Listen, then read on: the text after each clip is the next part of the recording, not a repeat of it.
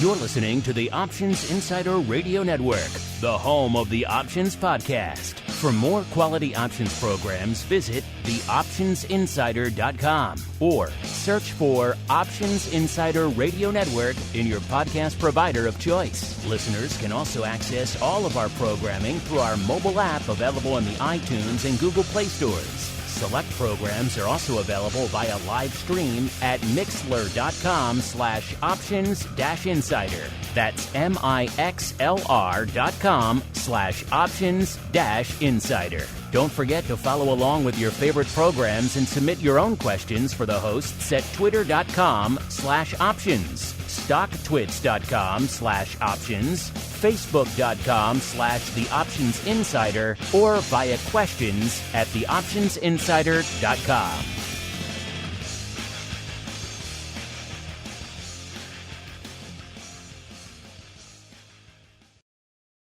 Gold, crude oil, corn, soybeans, and more. With so many tradable products, the futures options market can be an intimidating place. How can you possibly keep track of the latest trading developments across so many different products? Don't worry, we've got you covered. Welcome to This Week in Futures Options, the program designed to help active futures options traders stay on top of this ever-changing marketplace. Each week, we'll break down the top trades, hot products, volatility explosions, and much more. This Week in Futures Options streams live, so be sure to check out our live stream via the Mixlr app. That's MIXLR. Or join our live chat room at mixlr.com/options-insider. Whether you're an experienced veteran or a newcomer looking to separate the wheat from the lean hogs, This Week in Futures Options has the information you can't find anywhere else. This Week in Futures Options is brought to you by CME Group, the world's leading and most diverse futures and options exchange. For more information and educational resources about futures options at CME Group, visit cmegroup.com/options. And now, get ready to break down the latest futures options trading activity. It's time for This Week in Futures Options.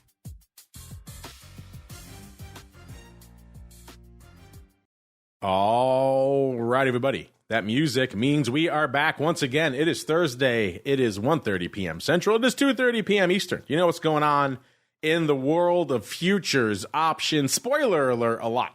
We're going to get to as much of it as we can on the old show today. Welcome to TWIFO, This Week in Futures Options, a program where the name pretty much says it all. We break down the week that was and indeed still is from a futures options, trading and trending and analysis and all sorts of fun perspectives, the skew, the vol, what are the hot options trades out there. We're going to dig into all of it.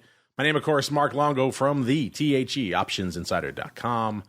A lot of great data up there, a lot of great show links. Of course, your unusual activity, your most actives throughout the day, the earnings vol summary. So all that fun if you want to kick the tires on that stuff over there. And of course, if you want to go above and beyond, get a little bit more content in your lives. And who could blame you? The optionsinsider.com/pro. Also available there. Once you click on that link, you'll have access to 250 some odd episodes coming at you through the exclusive Pro podcast feed, a live stream, so you could join us here on this show, everything else we do. Of course, great giveaways and a whole bunch more. TheOptionsInsider.com/pro.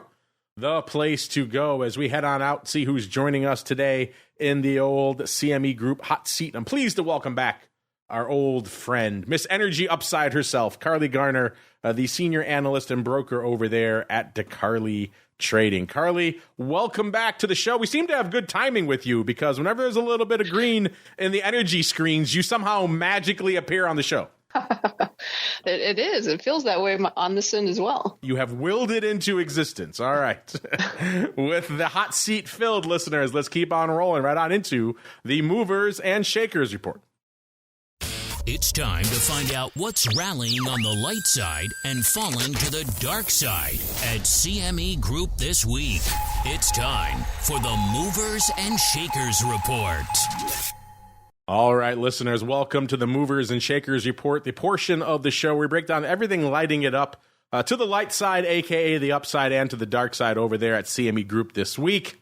And right now, looking at this chart, it's a whole mess of green on here. Of course, we run these reports a little bit earlier in the session. That gives us time to get everything together. Also, get it over to the folks over there at CME so they could tweet it out ahead of the show. I'm sure if we re-racked this now, it might not be as green. The worm has turned, at least in the broad equities, and that usually tends to drag a lot of other things with it. So I'm not sure if it'd be 50-50, but there'd be a little bit more red, a little bit less green on the screen right now. If you went over and checked out this report, if we tweet it out before showtime, or of course CME does as well, you would see that it looks roughly 80-20 green over red out here on the full cross section of all the products.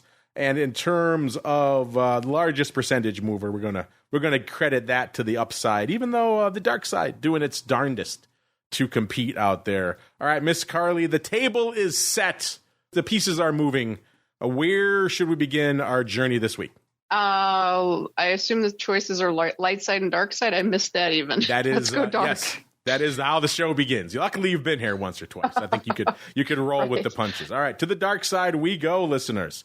We start things off in the ags, listeners, in particular, KC Wheat, off 2.82% this week. Number 4, we jump from ags all the way to crypto, one of our frequent offenders. Is it still a frequent offender? I don't know. You might have to revisit these.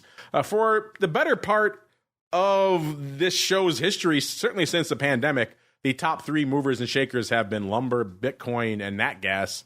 Might have to revisit 2 of those. Lumber not really that active anymore, and Bitcoin has moved a little bit over the last month, but it hasn't exactly been the banger it once was. So might have to revisit that. But right now, Bitcoin coming in at number 4, off 2.88%. Then back to the ags we go. Number 3, soybean oil off 3.29%.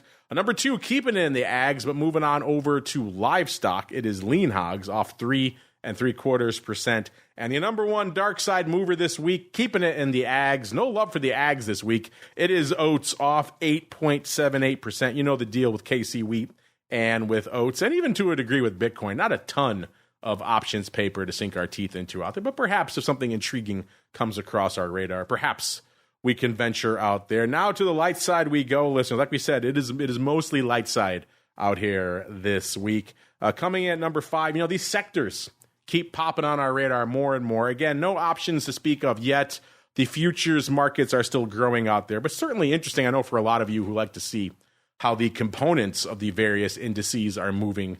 Well, here you go. Number 5, the tech sector of the S&P, up 4.4%. Surprise, surprise, tech is moving.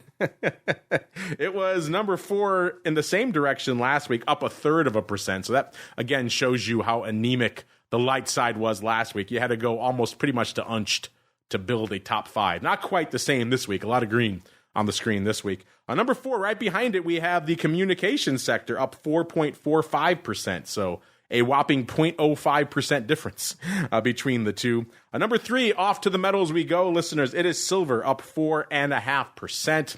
Number 2, going back to the indices, but this time international, off to the Nikkei, the yen-denominated Nikkei, up 4.6%. And the number 1 light side mover, you knew we were going to gotta go off to energy.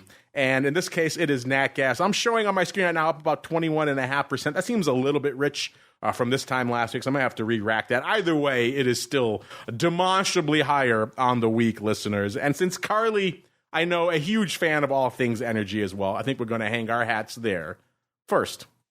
It's time to tap into the deep options well of black gold, Texas tea, nat gas, and more. It's time to talk energy. All right, listeners, to the topsy-turvy world of energy we go. You know where to find this fun for yourselves, listeners. CMEgroup.com/TWIFO, TWIFO. TWIO, TWIO, this week in options should work as well if you're in a pinch. And once you're in that drop-down, listeners, go to asset class, go down 3 slots to energy. And then from there, where we start, I will leave it up to Carley to choose. Carley, I know you're fascinated by both oil and nat gas. Where should we start in the energy sector this week? We might as well start with nat gas. It's moving. It's like I knew exactly what you were going to say. It's like I already pulled this up on my screen. It's like you've been on the show once or twice before, Carley. All right. To the world of nat gas we go, listeners. So go into that product family drop down. Going to go down 3 slots to nat gas. And that's where we're going to hang our hats this week. Nat gas 333 in that front future. So up quite a bit, over 10%. Is it 21.5%? I don't know. I'll have to dig in to see. But either way, a big pop out here in nat gas. Clearly our number one percentage mover on the week, and clearly our number one light side gainer out here. And in terms of action, it's a banger week out here, listeners. 687,000 contracts on the tape for nat gas this week. You know, you've been listening to this show for a while. Nat gas usually slots in somewhere between 400 and 450,000 contracts on a normal week. This is obviously anything but a normal week out there. Of course, all this unfortunate activity spilling off over there in Israel this week. Israel, not a big energy producer, but of course, a lot of things are shipped through there. There's also the concern about this spilling over into other areas, which of course could have all sorts of repercussions for the energy space. And also Israel does have some impact on the nat gas scene as well, hence this big pop out here. So a lot to unpack. Carley, obviously, unfortunate events playing out overseas, and the most direct contrast everyone immediately drew was to the energy market. What was catching your eye out there this week in the nat gas space? Correct. So obviously natural gas has spent several months just consolidating, and everybody's waiting for the big up move. I feel like it's a little too easy for this to be the up move that matters. Seasonally, according to MRCI statistics, say selling or being bearish now for the next 3 to 4 weeks is a better bet than being bullish. So from a seasonal standpoint, we probably should roll over. From a charting standpoint, we've had a really big upswing, but we've got some thick resistance. The November contract, I would have a hard time seeing it get above 350 unless something fundamentally changes. I mean, we still have a supply glut despite all the news and all the chaos that's going on. I have a feeling this rally gets sold into, but if that's the case and we come back down to the lower end of the range, I think we're probably setting up for some really good bullish opportunities going into the winter and early part of next year. I know a while ago when you joined us on the show a few months back, you were looking at the upside. I think it was the 3 calls in September. Those obviously worked out well. Then we retraced. You took those off. Were you looking at some upside this week? I know these events this weekend took a lot of people by surprise. Were you sitting on the sidelines? What were you up to in nat gas heading into this weekend? Yeah, we did. Unfortunately, we didn't have much going on there. We had kind of had our eye on some other balls, and that one just kind of got away from us. So, but I do think there is going to be another chance to play the upside in nat gas. I would not chase prices higher. Been there, done that. Chasing natural gas higher is generally it's a losing proposition most of the time. So I wouldn't do that. But I think if you're patient, you'll get another chance to play it. Yeah, I can certainly see why you were sitting on your hands out there. We were talking about it on the show not too long ago about just in general, the skew wasn't really showing us a lot. You know, it was kind of hanging out at equilibrium. There wasn't a market bid to the calls or the puts or a discount. It seemed like we were kind of hanging out in equilibrium right around that 2 3/4 level, a little bit north of there. It didn't seem like, you're right, there was a lot set to drive things north or south from there. And then lo and behold, we have all this activity unfolding over the weekend, and off to the races we go again. That's what makes, I think, for a lot of you folks out there, energy interesting and or concerning out there, because of course it has the potential at any moment to pop off. Of course, a lot of these products come from an area of the world that is, to put it mildly, restive, and so these things can happen pretty much at the drop of a hat, like we saw this past weekend. And here we go, off 10, 15, 20% in nat gas, kind of at the drop of a hat. Let's dig into some of this paper and see what we're seeing out here, listeners. I said there's 687,000 contracts on the tape, almost exactly half, 49.9% of that paper going up, listeners, in the November contract that has 14 days to go. So we're playing straight in the weeklies out there right now. I don't know, Carl, this is something I've been mulling over for a while. I'd like to get your thoughts on this as well. We did a poll actually a few weeks ago. Everyone's obsessed with zero DTE and the indices, but we were looking at what other products do we think, and indeed complexes, would be well suited to 0-day paper. We have 2-week contracts here in nat gas, but nat gas has been known to move a little bit. Do you think we could see a 0-day contract at nat gas sometime in the future, Carley? I think eventually it seems to be heading toward basically data day of expiration options in all markets. So I think eventually, yes. At the moment, though, natural gas is kind of a tricky market because if you look at options, there's European style and American both listed, and they're similar in price and nature. So it kind of dilutes the liquidity a little bit. So it might take natural gas a little longer to get those shorter dated options than some of the other markets. But eventually, my answer is yes, it will happen. Seems like WTI is headed there first. They have the weeklies. It's a natural progression to add a daily on there. Nat gas has a little ways to go, listeners, in terms of the mechanics of the underlying getting the options going there. We don't really have weeklies yet. We have 2-week contract. But hey, it's an intriguing one. I know a lot of you have asked about that. So the potential for 0-day in energy is there, probably in WTI first, but nat gas probably someday down the road. Because right now, again, 50% of the paper going up in the contract that expires in exactly 2 weeks. So people clearly want some near-dated paper. Now, I know for a lot of you slinging 0-day equities, 2 weeks is an eternity, but that's as near-dated as it gets right now in the nat gas, listeners. I said we're at about a 333 out there. What is the vol in nat gas? You might be surprised to see it's at about a 53, a little bit shy of 54, actually, 53.85, off about 765. So that vol actually coming in pretty aggressively this week, which may come as a surprise to a lot of you out there. In terms of skew, last week we had the call slightly bid, 3.8% bid, but nothing earth-shattering out there. And the puts were flat. So not a lot of interest to the downside, some to the upside, but not a ton. This week we have shifted now. The puts are 3.5% cheap, and the calls nearly 6% bid. Again, we have exploded to the upsides. That's going to wreak havoc with the skew out there as well. But maybe that might surprise you as well, that maybe the call's not as bid as you might expect. Again, it was an explosive move, but maybe we've seen kind of the apex of it now, so maybe we're settling back in. That could be one of the reasons why we're seeing the calls perhaps not quite as bid as you might think. In terms of action, though, it was all 4 calls all the time. Interesting. 4 calls in November, going up 35, almost 36,000 times of this week, 13,000 today. Again, there's about 17,000 open, so that could be closing today. About 13,000 yesterday as well. It seems like mostly closing. 4,300 on Tuesday, also closing, and about 5,000 on Monday. So it makes some sense as we got closer to the 4 handle. Some folks were piling in earlier in the week, then maybe they started taking them off as the week progressed. I don't know, Carley, the 4s in November, 2 weeks to go. Does that sound a little bit too rich for your blood? What are your thoughts on those? Well, I mean, the odds of $4 natural gas in that time frame, in my opinion, is pretty slim. But then again, we're living in explosive times and anything is possible. So if you're the type of person that would rather have a foot in the door and there's some fear of missing out type of mentality there, sure, why not? Yeah, that is definitely a FOMO trade right there. 4 handle in. Hey, listeners, if you want that, you want to roll the dice a little bit, get yourself a little bit of a nat gas scratcher, a lottery ticket.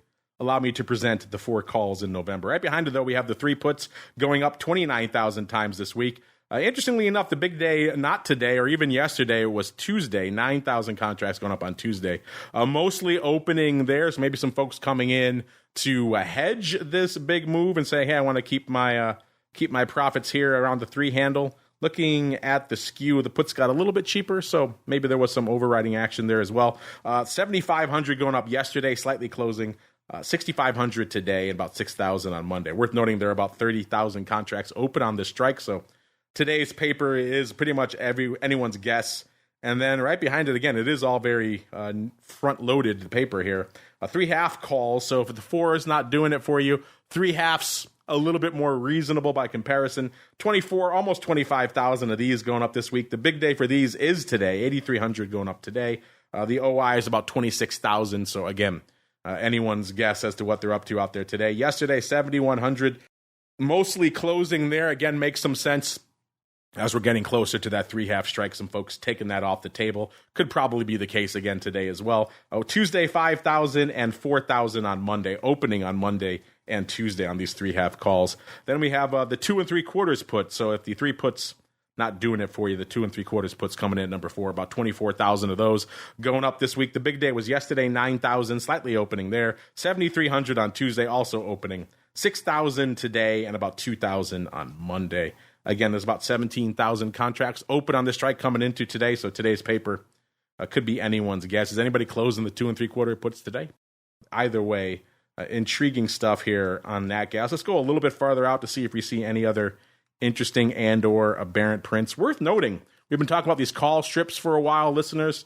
Looks like they have shifted back to the puts, and they were doing 5 calls and above before. This week, it looks like it's the 2.5 puts going up around 3,300 times from April all the way out to the end of the year. So it's interesting who's putting up these puts and what they're up to out there. They're slinging a lot of calls when we're lower. They're slinging a lot of puts when we're higher.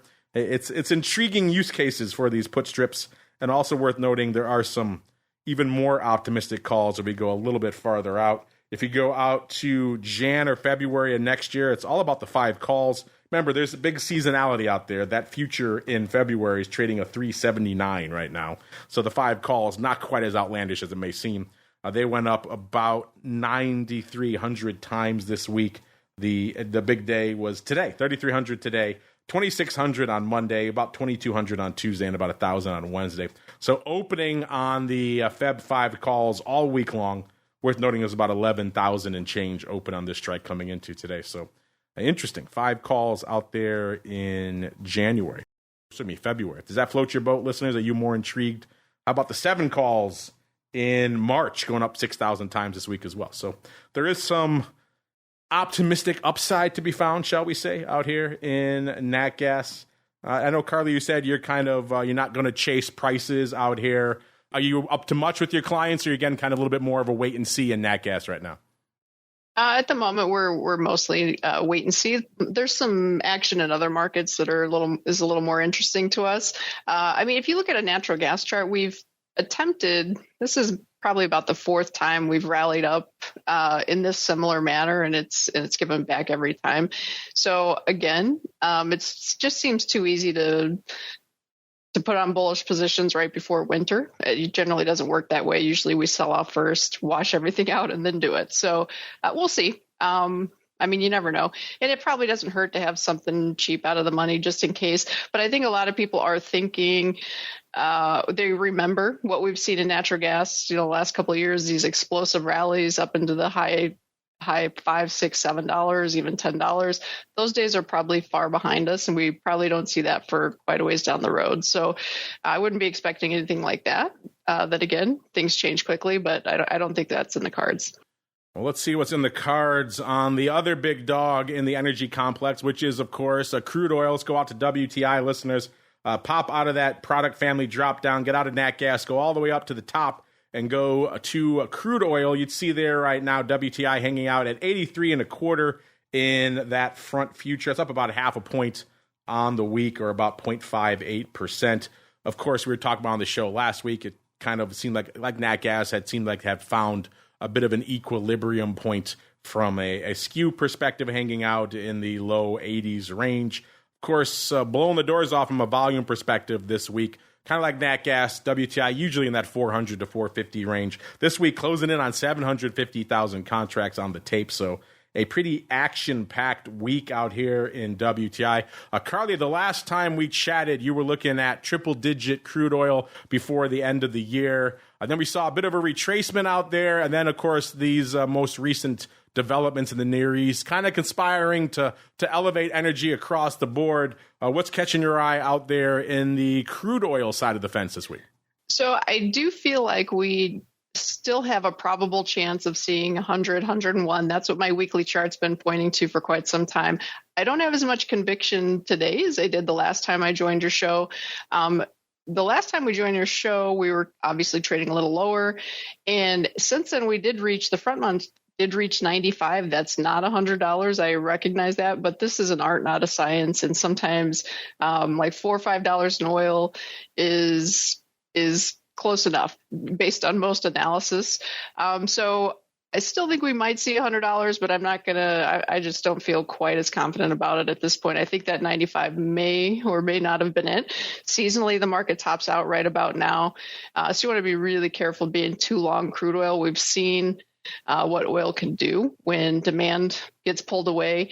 And a lot of the gains that we saw were, in my opinion, tied to the OPEC production cuts. And as we learned with the SPR releases, those types of manipulations are temporary. So eventually the market's going to have to stand on its own 2 feet. And I'm not sure that it's got enough to really keep the bull market intact. That said, geopolitical tension, obviously, that we, unforeseen or we don't know about quite yet, could easily push us back up into the high 90s, 100 area. But I think I'd be a bear. Right here, I'm neutral. I'm not touching anything. But if we did get up to those high 90s, 100 area, I'd probably be bearish, to be honest. Yeah, it was looking really good in your favor. We were rallying north. We got into, you're right, the low to almost mid-90s. And I was like, man, Carley, right on it. And then they just cut the legs out from it completely. It was an impressive reversal right back down to the mid-80s. So you were right there. You were kissing it. You were on the cusp, close. Carley. So, yeah, if you had some options on, you probably still did all right. You got most of the move people wanted, right? If you're waiting all the way to 100, you haven't learned by now, right? Yeah, that's the thing. If something goes your way, take the money and run. You can't get greedy with this stuff because just literally 24 hours can be an entirely different world. So always a good idea to take money off the table if they give it to you. That's what we always say in all of our shows. You see these big moves and people put on weekly options. You're like, what are you waiting for? And they want more. And then, of course, it all reverses and it's all gone by the next afternoon sometimes. So, yes, take something at least off the table. You got a big move. We had a big move in WTI. If you got all the way up to the low to mid 90s and you did nothing, that's on you. I gotta agree with you. I mean, the problem is with having price targets is people they have that target set in their mind and they refuse to get out until it gets there. And that's really, that's the wrong way to look at it. Get while the getting is good. How many times have we said that on the network, listeners? Let's see what people are getting up to out here in WTI, listeners. Like we said, a pretty active week, well over 700,000 contracts on the tape. And the most active cycle out here, again, we have weeklies and effectively dailies. All right, now we have a contract going out in 1 day in WTI. So we are getting there. We are getting to that cusp of the zero DTE phenomenon, spreading its dark tendrils into WTI. Are you ready for it out there in energy? Well, it's coming, listeners. We have a contract expiring in a day, in 3 days, in 5 days, in 6 days, in 7, 8 days. You have quite the smattering of expirations in WTI. Now, if you look at CME on Twitter, they're very excited about how much paper is going up in these weekly contracts. So right now, 33%, so fully a third of the paper is going up in the contract that expires, I should say, in 5 days out here, listeners. So again, when we first launched this show, we wouldn't touch anything that was within 2 weeks. I would always joke about how it's not vol, it's gamma. But the worm has turned. If you don't talk about this stuff now, listeners, you're missing the lion's share of the action in these products. So we will dive into these. We'll tiptoe around some of these vol numbers. Like, for example, the vol in the 5 day to go contract, 34 and a third, up about a third of a point. Vol, that near dated, a bit of a misnomer out there, but that's what it is for those of you who are intrigued. Skew-wise, interesting to see what's going on out here. I think there is some merit to looking at near-dated skew data because it does show a lot of near-dated sentiment. And last week, the puts were kind of flat, and the calls were about 4% bid. This week, the puts 8.1% bid. So folks coming for the puts, and the calls 7.3% cheap. So in the roughly weekly contract, folks are fading the heck out of this rally. They're bidding up these puts and firing away on the calls. Carley, does that surprise you that folks are bidding up these puts so aggressively and crushing this calls right now in WTI? I mean, this looks like a mini S&P or equity skew out here, Carley. Right. Honestly, it doesn't shock me. I think crude oil probably isn't going to stay quiet for much longer. We're probably going to get a really big move one way or the other. So I don't think it's a bad idea to have something out there, cheap options on both sides, honestly. Well, let's see what options are lighting it up out there today, listeners. And it looks like it's the 90s expiring in 5 days. So the November 90s that were leading the dance out here. Didn't quite get to a 90 handle, but then again, you got 5 days. That's an eternity in the market these days, listeners. The 90s doing 23, almost 24,000 contracts. The big day for these on Monday. So obviously coming out of the weekend, folks were a little bit concerned about the events unfolding there in the Middle East. Not surprising, we might see some 90s lighting it up for size. Nearly 10,000 going up on Monday, mostly opening. So folks piling into the 90s maybe thought this was going to spill over, have more of an impact than it ultimately did, at least for right now. Tuesday, about 6,000 also opening. Wednesday, about 5,000, again, also opening, and a little over 3,000 going up today. So a total of about 12,000 open on this strike right now coming into today's paper. So today's action is open to interpretation. And then right behind it, we have the 95. So if the 90s expiring in 5 days, that's not optimistic enough for you. Allow me to present the 95s doing about almost 23,000 as well. So the paper doesn't quite line up 1-to-1 because the big day for those was Wednesday, almost 10,000 going up on Wednesday, mostly closing there. 6,000 today, 5,800 on Monday, and about 1,400 on Tuesday. So it looks like opening earlier in the week, closing in the middle of the week, in today's paper. There's about 10,000 open still on the strike, so today's paper could be closing as well. Doesn't quite line up with the roll, listeners. It's kind of all over the place, the paper. So it's not like the folks were rolling from the 90s up to the 95s. In fact, a lot of the 95 paper was closing. So if anything, looked like it might be rolling the other way, which is also interesting. But either way, 90s and 95s going out in 5 days, leading the dance this week, both with about almost 23,000 contracts. Then we go out a little bit, actually, going back to what Carley was saying about maybe there's another move coming down the road here. Some folks are playing out here in the D's pars and doing so for size this week. 21,000 of those going up this week. Worth noting the big day there, Monday, 9,500 on Monday, 5,000 on Tuesday, 4,000 yesterday, and 3,000 today. It seems like folks were bailing on these pretty much all week, closing all week long, listeners. I even said coming into today, there were still 43, almost 44,000 contracts open on the D's par strike. So there's still more to go. Maybe some folks thought we were going to get more of a move than we did, and they started getting out right away, though. Started getting out on Monday. So interesting that we didn't see some folks maybe piling into these, thinking we're going to have a bit of a pop. They were going the other way and getting the heck out of Dodge. Right behind them, the D's 90s doing about 19,000 contracts this week. These were opening. So it is possible we had some rolls from the pars down to the 90s because pars closing all week, 90s opening all week. Again, doesn't line up 1-to-1, but there is the potential for that. The big day for these, 7,500 on Monday, 4,700 on Wednesday, and 3,400 each Tuesday and today. Worth noting coming into today, there are about 19,000 contracts open on this strike. So today's paper, a bit of a drop in the bucket compared to that OI. There's always some longer-term funky paper out here. Let's look really quickly, see if we can see anything else that is interesting and or apparent. The pars were active pretty much all the way into next year as well. The Feb pars going up 6,000 times. March pars going up, looks like about 8,000, 8,500 times. So the par strike active across the board. Think we can get there, listen? Think we can threaten triple digits? That certainly kind of lines up with what Carley was saying a while ago on the show. It doesn't sound like she's quite there anymore, but intriguing stuff nonetheless. 90s also lighting it up out here in Jan, 11,300 contracts. So not surprising that it's mostly upside lighting it up in WTI this week. A little bit surprising that folks are maybe bailing in parts where I thought maybe we would see some of the opposite. So there is some intriguing and or surprising paper out here. We could probably do the rest of the show in energy, but we already have been going on for half the show in energy, Carley. So let's, so for the folks who don't trade energy, let's get something else on here. What else is lighting up your tape this week that you're dying to talk about on the show, Carley? Grains had a pretty big day today. Let's go to the grains. All right. To the world of the ags we go, listeners. It's time to get our hands dirty exploring the latest options, trades, and trends in corn, wheat, soybeans, and more. It's time to talk ags. All right, listeners, to the wonderful world of ags we go. Get out of that energy drop down. Go all the way up to the top of that asset class list.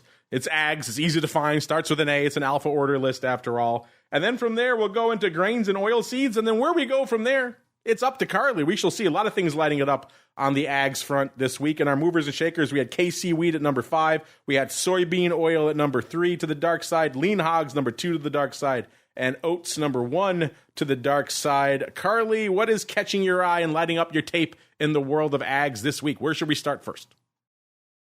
I like the grains, beans and bean meal, soybeans. All right, we can go to the world of soybeans if you like, listeners. So go into that product drop down once you go into the asset class grains and oil seeds and we'll kick things off in the beans. We talked about soybean oil, but obviously soybeans are going to do a lot more paper, and they're lighting it up this week. 362,000 contracts on the tape in soybeans this week. So that is nothing to sneeze at. That is pretty impressive paper. Soybeans right now, if you're not following them, listeners, a 1288 in that front future, up about 22 handles or about 1.75%. So soybeans popping, while the oil taking a bit of a hiatus out there this week. So, Carley, what's catching your eye out there in the land of the beans? Well, we deal with a lot of farmers and ranchers and we're helping them hedge. We kind of encouraged them this morning to pull off their short futures hedges and put some option spreads on. And with a little bit of hindsight, we would have probably just stayed out. There was a USDA report and it triggered a huge rally in beans right from support levels. So the timing's a little unfortunate. I'm sure a lot of people were looking at the 1250 support in November beans and not touching it just simply because putting something on ahead of a report is a little bit dangerous. So there's probably a lot of people that missed out on that. But soybeans seasonally start to put in some sort of a low, and there's been a lot of chatter about rough crops out there. I mean, we won't know until the harvest is complete, but I'd say somewhere between 1250 to 1225 and front month beans is probably a pretty good place to forge some sort of a low. So I like the upside. You mentioned the farmers, and that's always fascinating to me when we get into a show like this, because a lot of our other shows, we're breaking down, your Teslas and your VIX and your SPYs. There are no producers or end users in those markets at the end of the day. So a very different use case for those options. But you get into the world of futures options, you get into the ag, some of the other products. There are indeed producers and end users out there who are using these to hedge their production, and a lot of other different use cases than we see in a lot of our other traditional shows, which makes the flow we see out here so fascinating to me. You mentioned a lot of your end users are farmers who are reticent still to use the options. You had to kind of lure them to the dark side. Are you starting to see a little bit more acceptance there? I know traditionally they would go to the futures. That's probably their more normal hedge. Are you starting to see a little bit more, shall we say, awareness of the options, a little bit more acceptance to use those as their hedge instead, Carley? Yeah, we've actually been pushing options pretty hard not pushing, but suggesting is a better word, because farmers unfortunately, a lot of farmers were actually going unhedged because, it's futures contracts, obviously the leverage and the margin issues that come with hedging with futures and just the sheer volatility. I mean, beans were up at one point, 46 cents today. If you're a producer or an end user, that's a really big swing. And sometimes it's hard to stomach and it creates a lot of anxiety. And so we've kind of been encouraging people to use options where you can at least put some sort of a price floor underneath. For example, we do a lot of risk reversals. So farmers that are long in the field, in other words, they're growing corn or soybeans or whatever it is, we can do something on the option market where we sell a call and then use the money that we collect for that call option to buy a put. And that way they get kind of a free insurance policy. They're not going to lose the farm if the grain market completely collapses. And if it rallies sharply, they have the cash market gains to pick up the slack on anything they're losing on their hedge. So options are a really, really excellent way to hedge. And we're trying to educate people to that fact. I love to hear it, Carley. You're fighting the good fight out there. So if you're a farmer, you're still a little bit nervous, call up Carley and the team. Maybe they'll lure you to the dark side. It's a fun dark side. Trust us. Over there in the world of options. Let's see what's lighting it up out here on the soybeans options. Like we said, a pretty active week. 350 plus thousand contracts on the tape this week. And of that, it looks like almost 2/3, 63%. Going up in the contract that expires in about 15 days. So we're going to hang out there, listeners. Again, not quite 0 day, but you're not really going to see that in the ags. They have their own rules of engagement. There's one complex that I think is, I won't quite say immune, but not really set up to be favorable to 0 day paper. It would be the ags. It's all about the new crop, old crop rotation there, the 0 day. Not quite there yet. Not to say we won't get there eventually. I'm sure every product will have some flavor of 0 day eventually, but not quite there just yet in the ags. At the end of the day, it makes dollars, it makes sense, right? And the exchanges see a lot of demand for these, so they probably will try. Whether it resonates with you folks out there is a different question. But right now, what's resonating are the 15-day to go contract. The future out there, 1288. What is the vol in soybeans this week? It's about a 17.10, off about half a point. It makes sense. You got some of that event risk coming off the table out there, but maybe some of the surprise move maybe offsetting that a little bit. In terms of skew, last week we had kind of a slight bid to the puts, 2.3% bid with the puts last week. The calls 2.1% cheap. This week that has exacerbated a little bit. The puts are now 3% bid and the calls 3.3% offered. So a slightly bid to the puts, but nothing crazy. We've seen interesting and very aggressive setups in some other commodities out there. The beans right now, at least from a skew perspective, not blowing the doors off in either direction. Let's see what's going on from a volume perspective. What was the hot trade out here? And it was the 15-day to go par puts, the 1,200 puts that were lighting it up this week to the tune of 27, almost 28,000 contracts. The big day today, 10,500 going up today.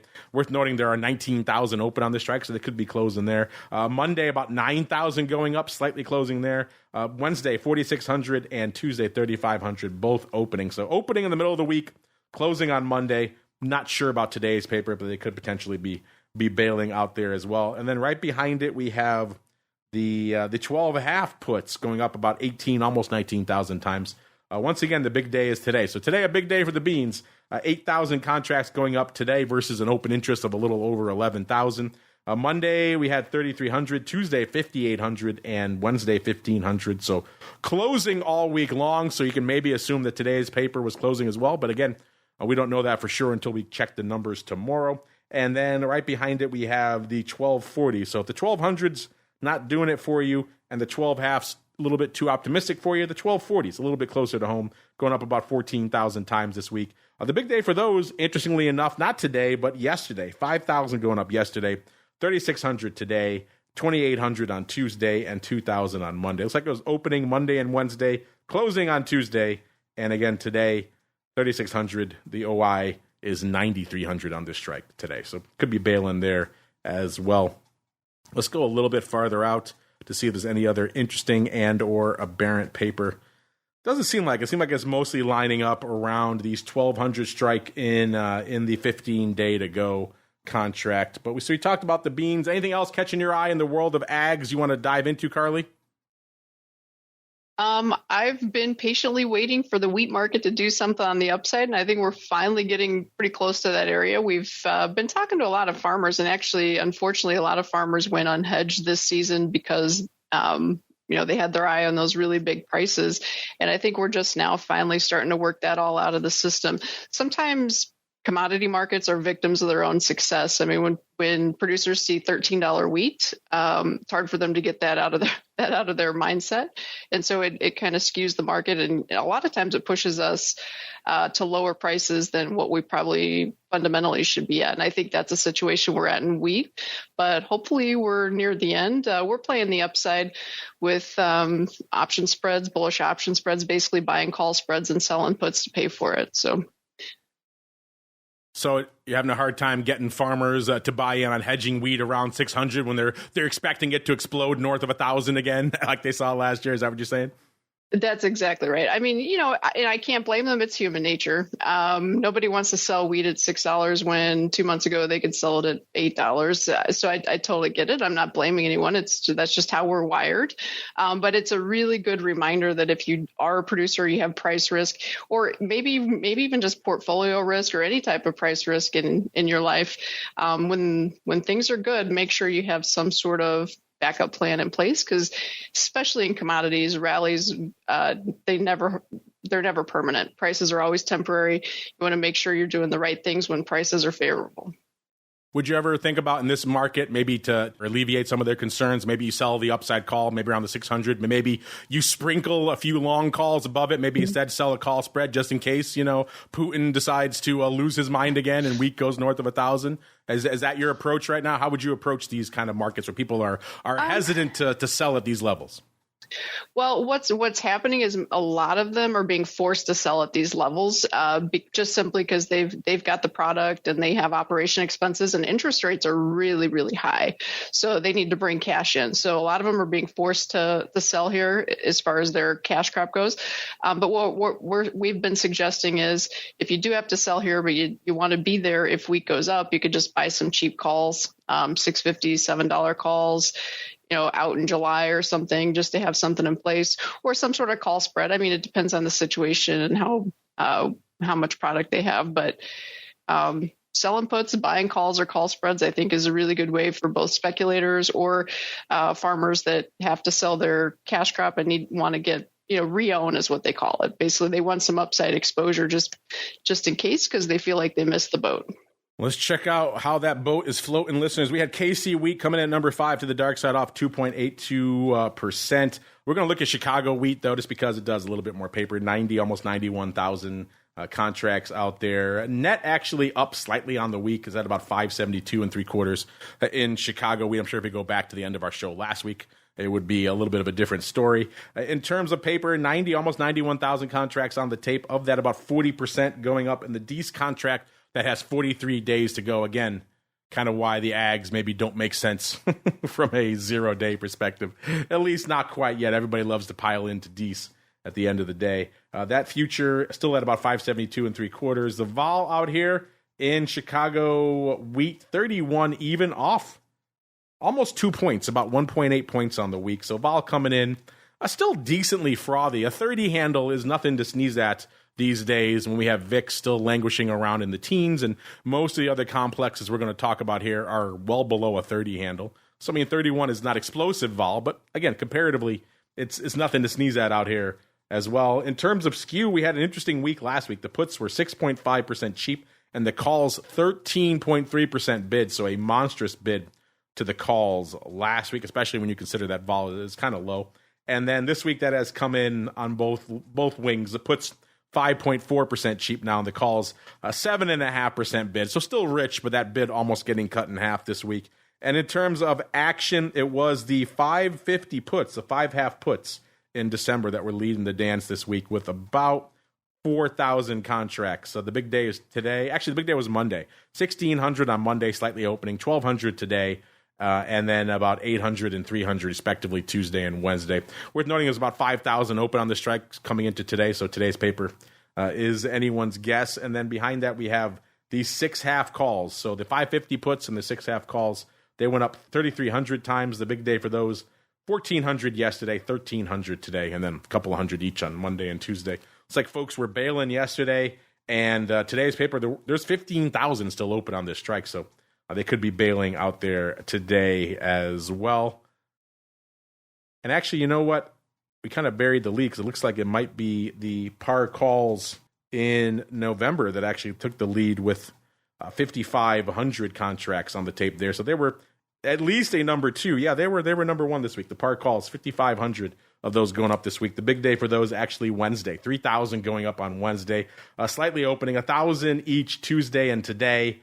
Closing on Tuesday, again, we don't know today's paper, but there are 4,300 contracts open, and then a few hundred contracts going up on Monday. So 600s actually leading the dance that expire in about 15 days out there in November. We got a little bit of time left, Carley. I want to make sure a lot of our folks are probably wringing their hands over what's going on in the indexes. So let's wrap things up in the world of equities. It's time to explore the volatility swings, skew changes, and hot options trades in your favorite indices. It's time to talk equities. All right, everybody, welcome to the topsy-turvy world of equities. Pop out of that asset class, drop down in the ags. You're going to go down 3 more slots to equity indices. We usually cut our teeth in the S&P, but it's anyone's guess what we're going to go up to today.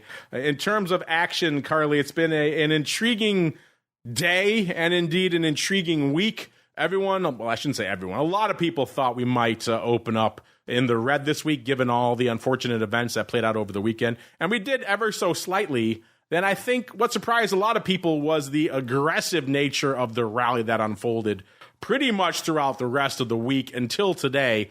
Today we saw the worm turning a bit.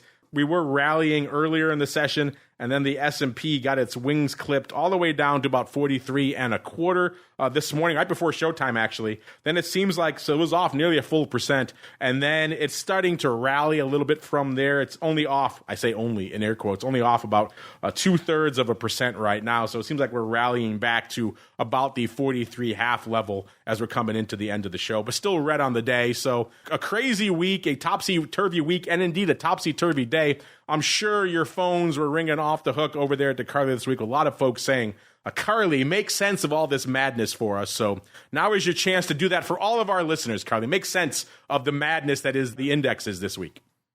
Well, I actually think that obviously the events over this weekend triggered some volatility and caught some people off guard. But what's really happening is a big story that was dragging the S&P down the last couple of weeks was interest rates. Interest rates were basically spiking in a parabolic fashion, and I think we were getting some capitulation in treasuries. According to my charts, we actually drew outside the lines a little bit, so it was really messy. But according to my analysis, what we saw in treasuries last week was most likely capitulation, which means we're probably in the process of turning the corner. And I think everything hinges on interest rates.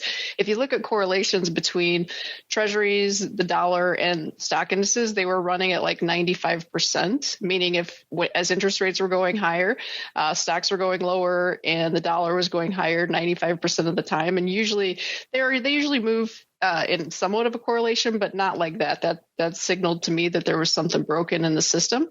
And I think it was treasuries. And I think that we're in the process of correcting that. Today, treasuries are having kind of a rough day because there was an auction and it didn't go so well.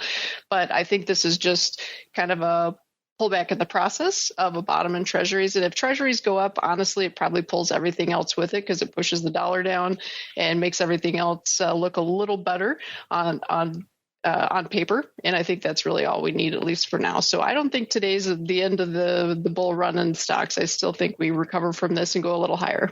Who knows? The way this day's playing out, we could end green again on the day. It's a crazy whipsaw day out there, listeners. No surprise, we're seeing a metric ton of zero-day paper in the E-mini S&P right now.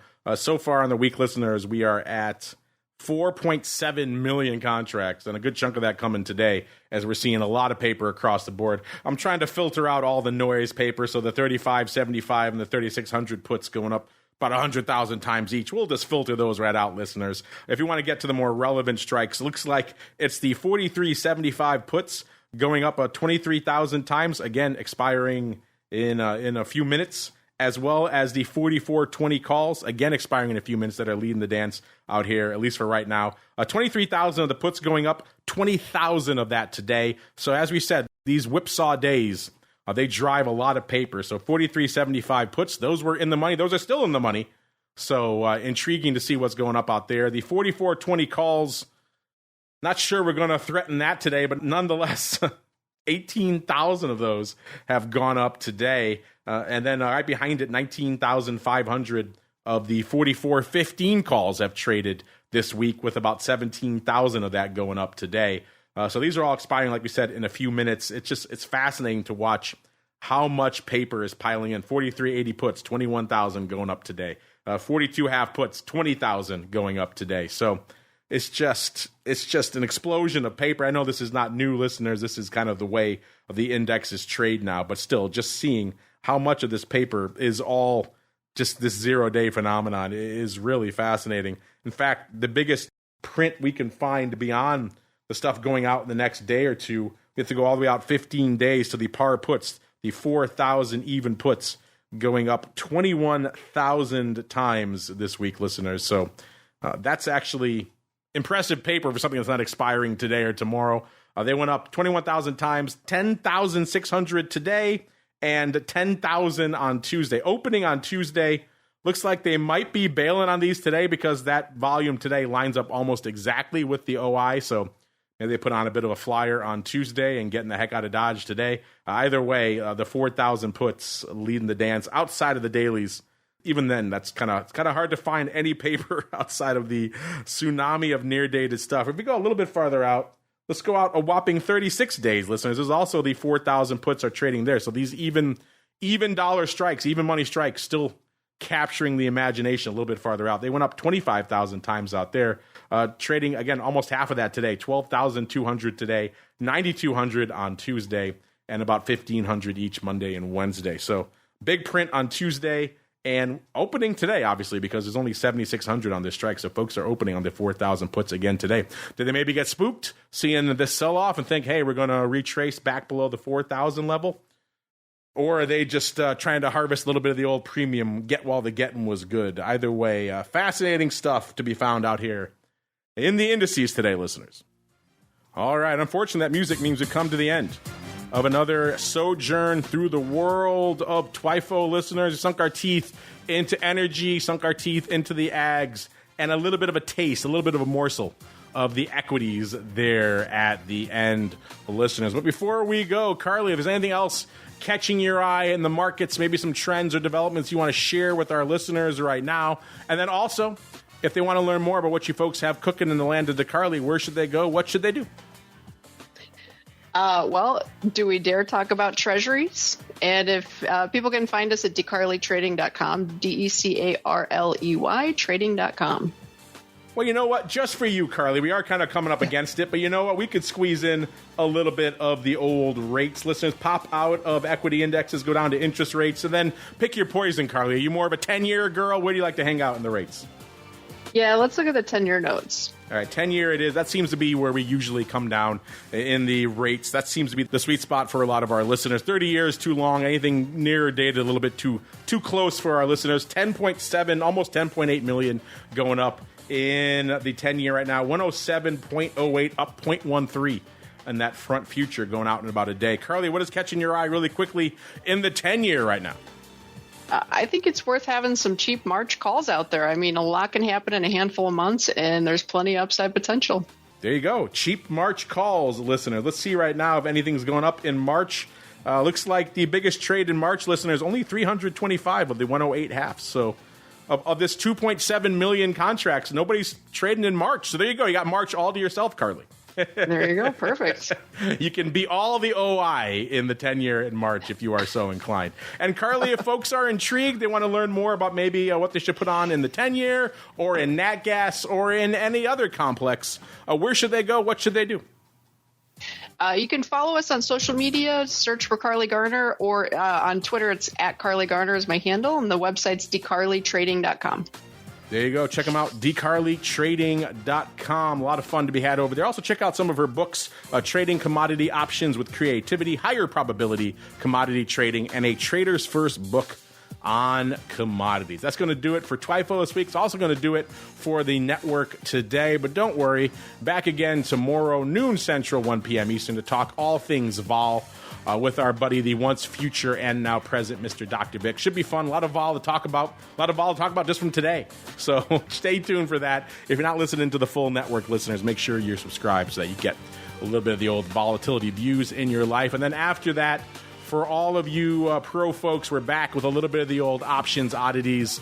Should be a banger one tomorrow. I was just talking with Andrew. He's got a lot going on in the world of Oatly. I got some fun UVIX to relate, some VIX as well. All sorts of fun going on in the land of options oddities. You can check that out for yourselves, listeners. TheOptionsInsider.com/pro. Get in there before tomorrow's show so you can have access to that show as well as the 250-plus episodes waiting for you the second you hit that button. Then we're back again on Monday with the option block all the way through to next Thursday and another episode of This Week in Futures Options. Stay safe out there, everybody.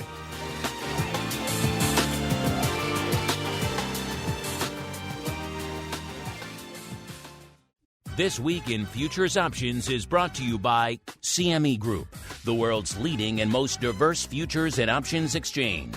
CME Group's markets help individuals and businesses around the world manage risks and seize opportunities. CME Group offers the deepest and most liquid options on futures across all asset classes, including interest rates, equity indexes, foreign exchange, energy, agriculture, and metals. For more information and educational resources about futures options at CME Group, visit cmegroup.com/options. This broadcast is intended for informational and educational purposes only and does not constitute trading advice or the solicitation of purchases or sale of any futures or options. The rulebook of the applicable exchange should be consulted as the authoritative source on all current contract specifications.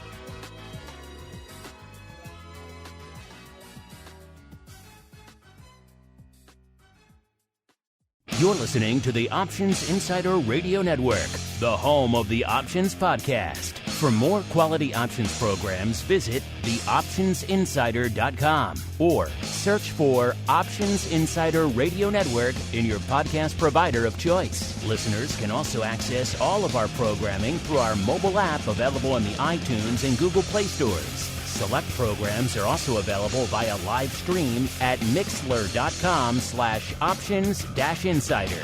That's mixlr.com/options-insider. Don't forget to follow along with your favorite programs and submit your own questions for the hosts at twitter.com/options, stocktwits.com/options, facebook.com/theoptionsinsider, or via questions at theoptionsinsider.com.